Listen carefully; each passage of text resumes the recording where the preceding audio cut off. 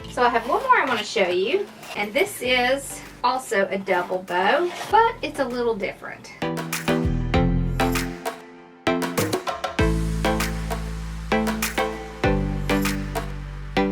So generally, if I'm doing a bow like this, I will use something like this jute that you can see through, because what you're not going to do is you're not going to separate them. You're going to keep them together. So you just want to make a loop.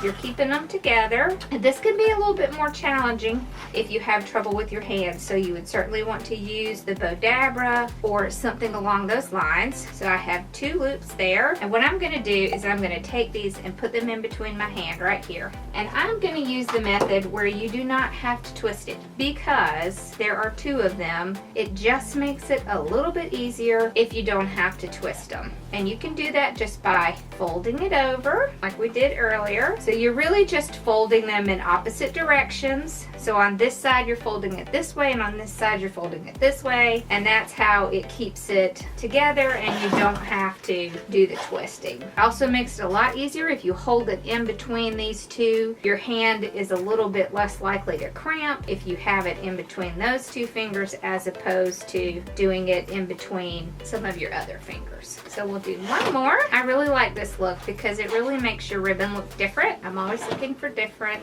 And there we go. We have 4 loops. I think that's good. So I'm just going to take it and trim it off right here. There we go.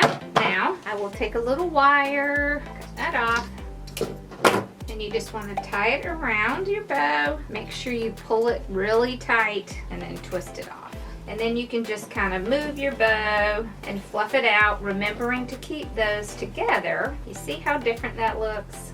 And of course you can add your tails if you would like to, but you see how it is with them together, so you can still see the pattern under there. So you see how different. So this is the same ribbon. This is the same ribbon as this, but you see how different it looks if you just kind of layer it with a second ribbon on top. All right, so there we go. So kind of a bow for every occasion.